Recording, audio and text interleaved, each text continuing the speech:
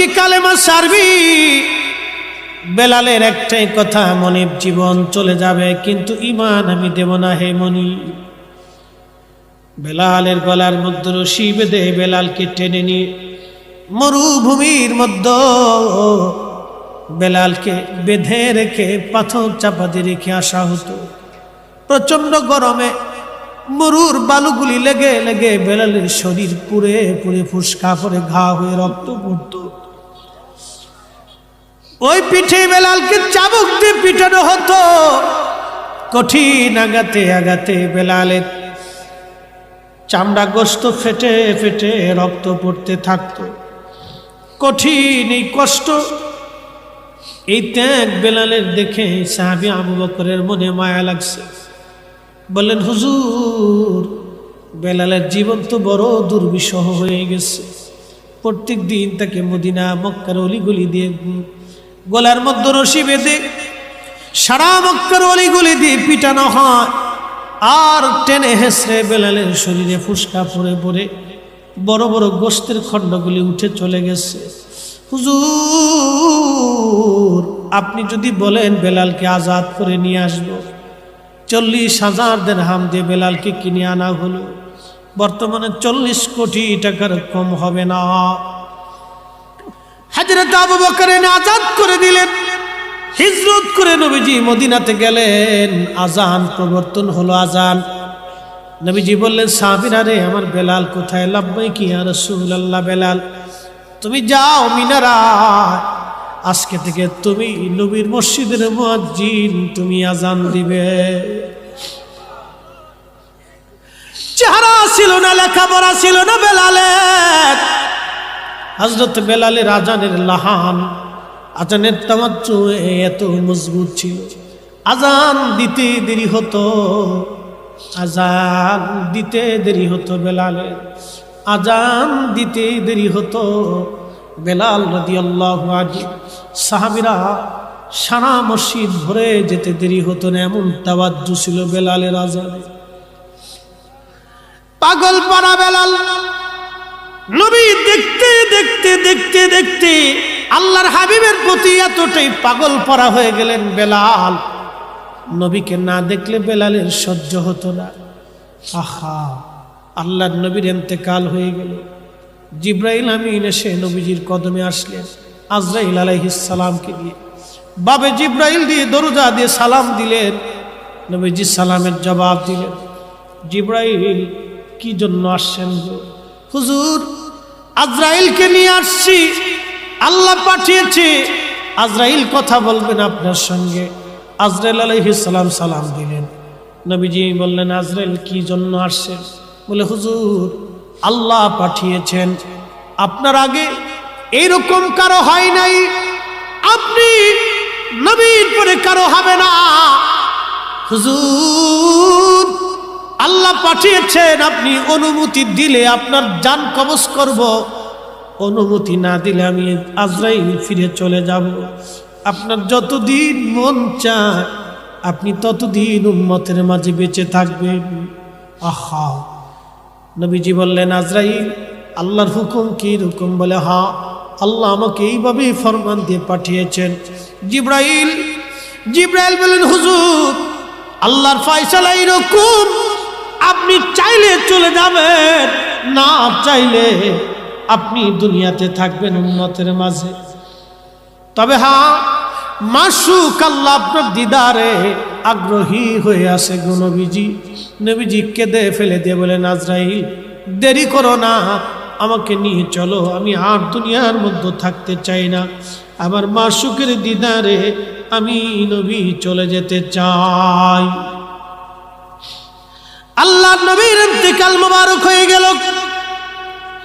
সাহাবীরা পাগলের মতো হয়ে গেলেন, নবী নাই, নবী নাই, নবী নাই। সারা মদিনায় কান্নার রোল পড়ে গেল, নবী নাই। হযরত ওমর পাগলের মতো হয়ে গেলেন, কেউ যদি বলো নবী নাই, আমি ওমর তার গর্দান কেটে ফেলে দিব। পাগলের মতো হয়ে গেলেন সাহাবীরা। আবু বকর থেকে থামাইলেন। প্রত্যেকজন সাহাবী নির্বাক হয়ে গেলেন। আশিক রাসূল হযরত বেলাল পাগল পারা হয়ে গেলেন, নবী নাই, কি করে বরদাস্ত করবেন, কি করে সহ্য করবেন। কিছুদিন পরে হযরত বেলাল ছোট্ট একটা গাঁঠিল বেঁধে আবু বকরের সামনে দাঁড়ায় গেলেন। আবু বকর রে, বিদায় দেন, আর মদিনাতে থাকবো না। কেন গো? আমি চলে যাব সিরিয়ার দামেস্কে, মদিনায় আমি আর থাকতে পারবো না। কি জন্য রে বেলাল? কিসের অভাব? কেউ কি তোকে গালমন্দ করেছে? না কোনো অভাব তোর আছে বল। পয়সার যদি দরকার হয় বাইতুল মাল থেকে তোর জন্য বেতন ধার্য করে দিব। আবু বকর রে, আমার তোর টাকার অভাব মানে আবু বকর, আমার এমন জিনিসের অভাব তুমি কিনে দিতে পারবা? বলো কিসের অভাব? আবু বকর, আজান দিলে নবী আসতো, এখন আজান দিলে নবী নামাজ আসে না। বলো তুমি কি আমার নবী এনে দিতে পারবা? বেলাল রে, তুই কি নবীরে ভালোবাসিস? আমি আবু বকর কি ভালোবাসি না? আমার জীবনের সব আমি ভালোবাসতে বাসতে দিয়েছি। বেলাল কেঁদে বলেন, আবু বকর তুমিও ভালোবাসো, আমিও ভালোবাসি। তুমি নবীজি রওজা শরীফ দেখলে সহ্য করতে পারো? আমি বেলাল যখন রওজা শরীফের দিকে তাকাই আমার কলিজা ফেটে আসে, সহ্য করতে পারি না। মদিনার রওজা মুবারকের পাশে দাঁড়ায় দেখবেন কত হাজি রওজা শরীফ দেখলে শুধু সালাম দিয়ে চলে যায়, কোনো অনুভূতি নাই। আবার কত হাজি পাগলের মতো কাঁদতে থাকে। কোন হাজি মদিনার থেকে ফেরার সময় পাগলের মতো কাঁদে পাগলের মতো, আর বলে, হুজুর আমি গরিব মানুষ, কোনদিন আর মদিনা আসতে পারবো কিনা জানি না গো নবী, বিদায় নিচ্ছি আপনার কদম থেকে। কোন হাজি কেঁদে কেঁদে পেরেশান হয়ে যায়, কোন হাজিরা কেঁদে কেঁদে পেরেশান হয়ে যায়। রওজা শরীফ দেখলে কোন হাজি চোখের পানি ফেলে ফেলে কাঁদে। পাগল পারা হয়ে যায় হাজি, পাগল পারা হয়ে যায় হাজি, পাগল পারা হয় হাজি, পাগল পারা হয় নবী বিরহ বেদনা সহ্য করতে না পেরে। হযরত বেলাল সিরিয়ার দামেস্কে চলে গেলেন।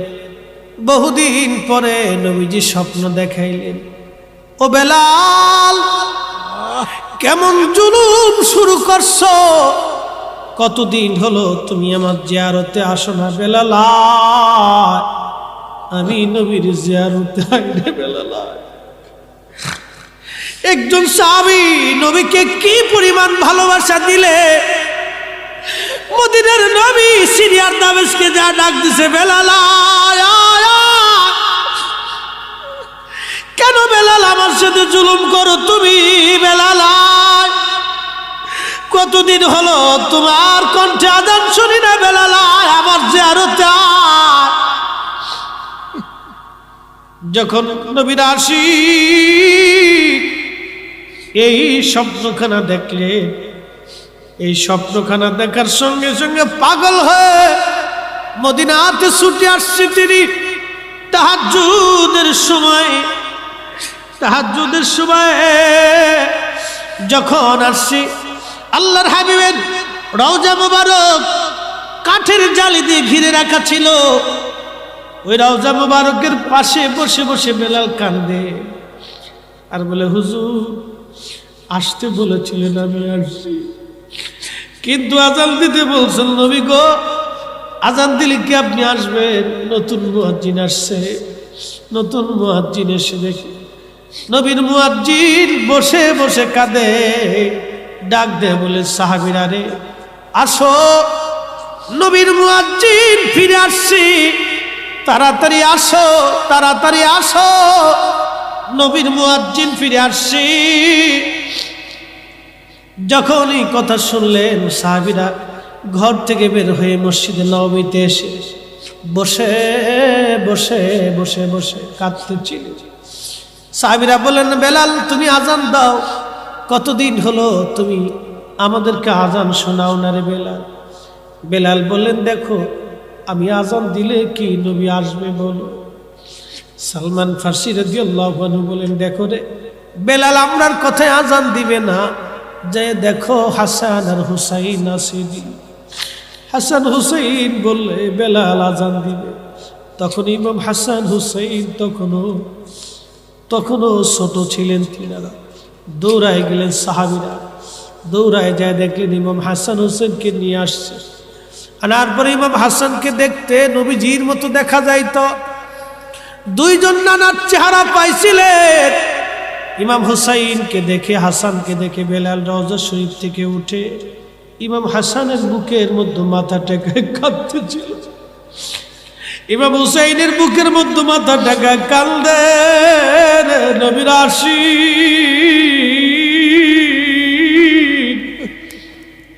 হযরত ইমাম হুসাইন। হাসান ডাক দে বলেন, নানার মুয়াজ্জিন, কতদিন হলো আমাদেরকে আজান শোনাও। যেই লাহান দিয়ে নবীরে আজান শোনাইতা, নানারে আজান শোনাইতা, সেই লাহান দিয়ে আমরারও আজান শোনাই যাও। নবীর মুয়াজ্জিন চলে গেলেন মিনারায়। যেই ছাদের উপরে দাঁড়ায় বেলাল আজান দিতে, বনু নাজ্জার গোত্রে এক মহিলার ছাদ ছিল মসজিদ নবীর পাশে। ওই ছাদের উপরে দাঁড়ায় বেলাল আজান দিতে। ওই ছাদের উপরে দাঁড়ায় বেলাল আজান দিছে, আল্লাহু আকবার, আল্লাহু আকবার। সারা মদিনায় আজানের আওয়াজ পৌঁছে গেল। মদিনার ঘর থেকে সাহাবীরা বের হয়ে দৌড় মারছে রে। আল্লাহু আকবার, আল্লাহু আকবার বলে যখন আবার আজান দিছে, সারা মদিনার ঘর থেকে বৃদ্ধ সাহাবীরা পর্যন্ত বের হয়ে দৌড় মারছে। যখন আশহাদু আল্লা ইলাহা ইল্লাল্লাহ বলে টান দিছে, মহিলারা ছোট্ট বাচ্চাদেরকে নিয়ে ঘর থেকে বের হয়ে দৌড় মারছে। যখন বেলাল আশহাদু আল্লা ইলাহা ইল্লাল্লাহ বলছে, সারা মদিনার মানুষ কাঁদতেছে। কেঁদে কেঁদে মদিনার মানুষ হয়রান হয়ে যাচ্ছে। যখন বেলাল আবার আজান দিলেন, আশহাদু আন্না মুহাম্মাদুর রাসূলুল্লাহ,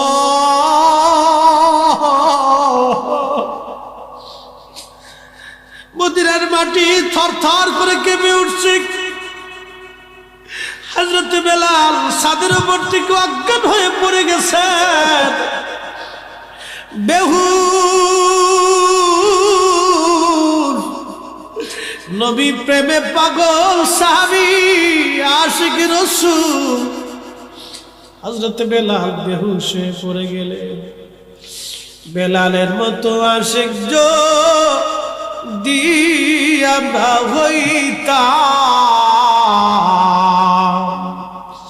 এ দুনিয়ায় নবীর দেখা পাইতাম, এ দুনিয়ায় নবীর দেখা পাইতাম, এ দুনিয়ায় নবীর দেখা পাইতাম। হুশ ফিরে আসলো বেলালে। রওজা শিবে যে বসে বসে কাঁদার বলে, হুজুর আজান দিতে বলেছিলেন দিয়েছি, আসতে বলেছিলেন আমি আসছি। নবী গো বিদায় দেন। ইয়া রাসূলুল্লাহ, যে আজান দিলে আপনি আসবেন না, সে আজান আমি আর দিব না। চলে গেলেন নবীর আশিক। বিরহ বেদনা এত কঠিন, প্রেমের বিরহ বেদনা এত কঠিন,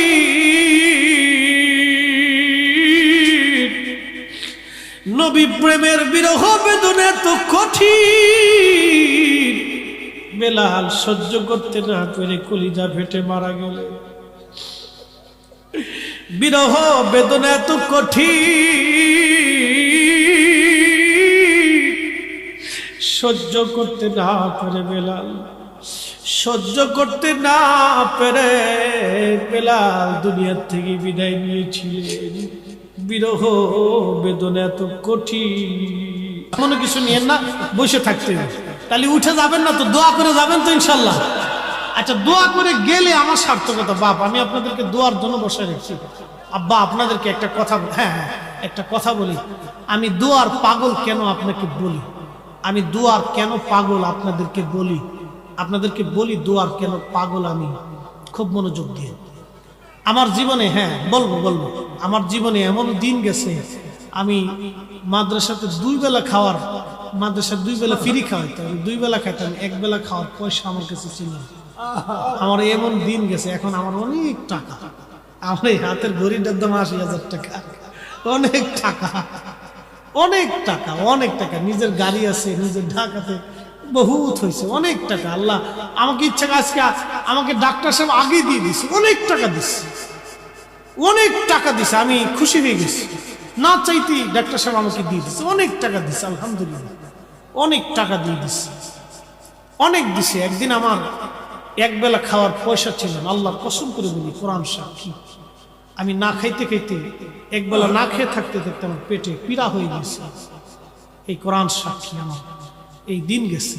কিন্তু আমার এখন, এই জন্য আমি জীবনে কোনোদিন কোনো ভিক্ষুককে আমি আমার দরজা থেকে মাহরুম করি না, কোনোদিনও।